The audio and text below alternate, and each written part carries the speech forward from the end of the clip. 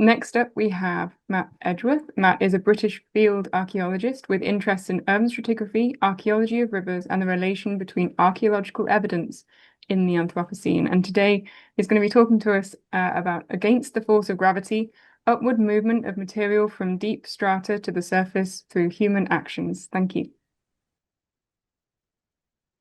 Hi. Well, this talk is called Against the Force of Gravity. And thank you to the Anthropocene Sediment Network for inviting me to give this talk.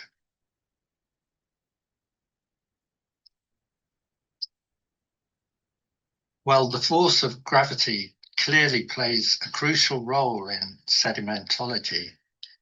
It's the major driver of erosion, transport, and deposition, and therefore in the formation of the sedimentary record. But in the unfolding event of the Anthropocene, a relatively new set of forces has emerged, shifting vast amounts of material in an upwards direction from deep strata to the surface against the force of gravity. And these forces leave distinctive traces in sedimentary sequences. Now, in archaeology, we call these traces cuts, and they're everywhere, especially in terrestrial deposits. But you can also find them in marine contexts too.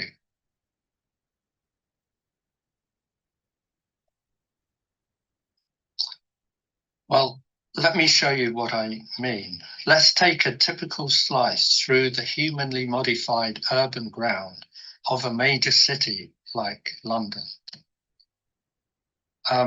So here we have a section, it's a few meters high and a few meters deep. And interbedded with the deposits are these cuts, which I've highlighted in red. So near the surface, we have service trenches for electricity cables and water pipes and things like that. You can actually see one there with a pipe still in it. We have foundation trenches for the walls of buildings. We have Victorian cellars, some of them with floors still intact and brick walls and so on. All these have cuts. Further down are medieval rubbish pits with their characteristic bowl shapes, full of artifacts. Below these are Roman pits and post holes. Now, each cut forms a basin of deposition in which sediments get laid down, while at the same time cutting through earlier deposits. So they're really absolutely integral to the structure of the humanly modified ground itself.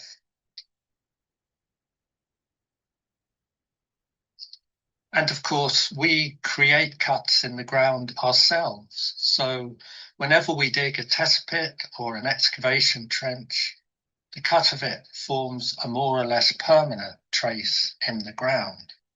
It too forms a basin of deposition for sedimentary layers when we come to backfill it again. And it too cuts through earlier deposits. So the cuts we've looked at so far are very small scale, and likewise the amount of material that's cast up from the ground to the surface is very small. But let's move out a bit and take a broader view.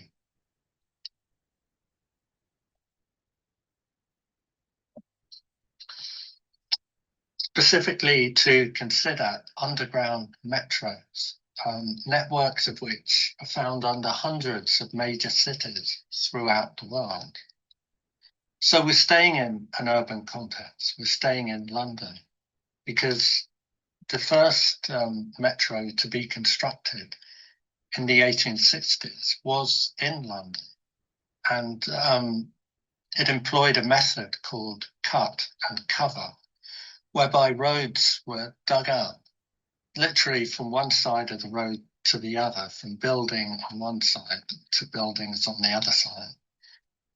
Huge trenches were cut along the course of city streets, and the tunnels were built of brick inside these enormous trenches, which were then backfilled, and everything was covered over again, and the road resurfaced on top.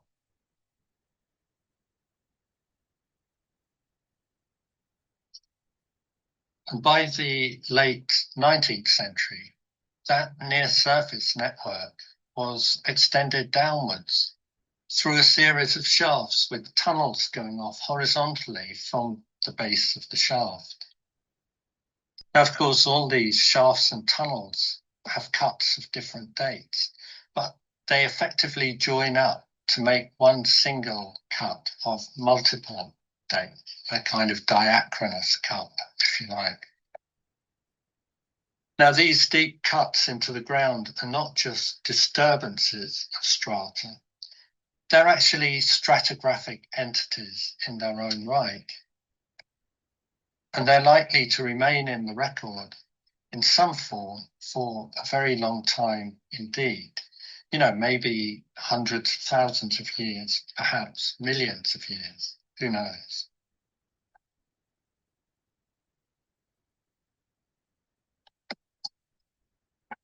So when we think about these very deep cuts, we also have to think about all the waste material, the spoil that's been extracted during the construction of the metro tunnels.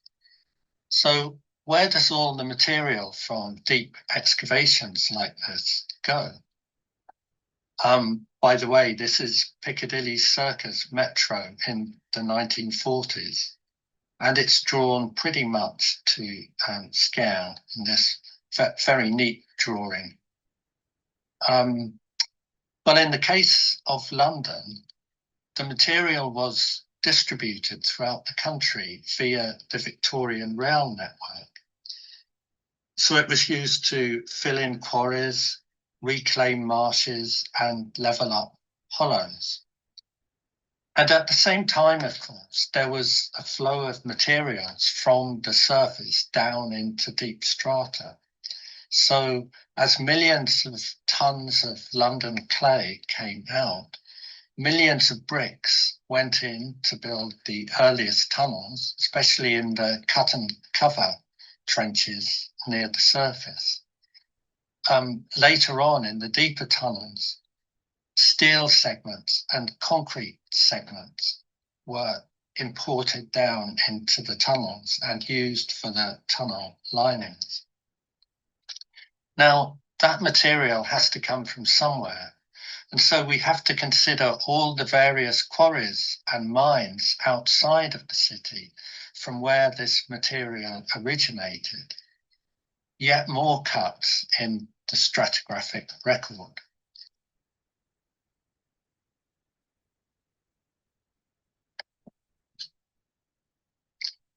So coming back to the question of where the material extracted ends up.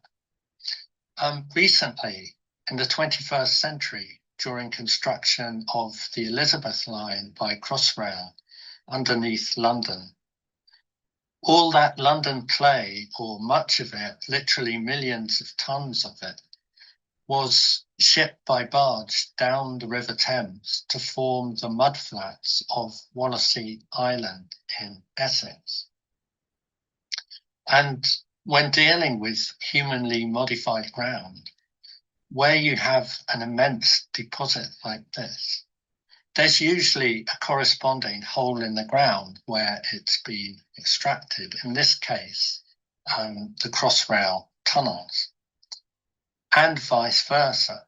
So where you have a hole in the ground, there's usually a corresponding set of deposits somewhere on the surface, or indeed filling in some other cut or void that's been excavated, such as a quarry or maybe a natural hollow.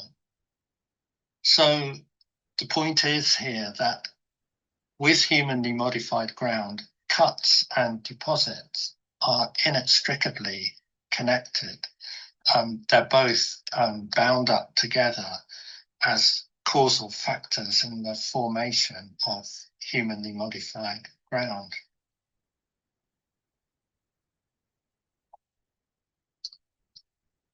So just as cuts and deposits are inextricably interconnected on the larger scale, the same applies when we return to the much smaller scale of this archaeological section, the kind of scale on which archaeologists normally work.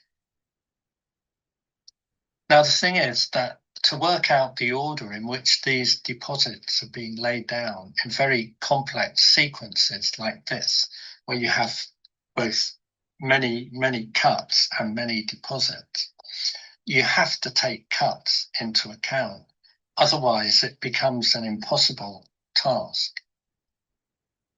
So archaeologists have developed a methodology specifically for this type of ground, and they accord cuts an equivalent status to deposits and include them in stratigraphic sequences.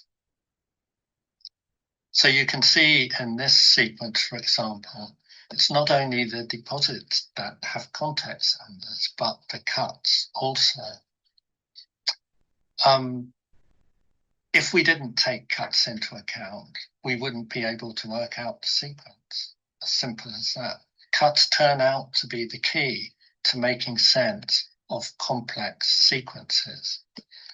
Now, I don't have time to explain the method here, but my basic point is that if sedimentology wants to expand its scope to tackle humanly modified ground as well as naturally deposited sediments, it needs to recognize cuts and build them into its explanatory frameworks.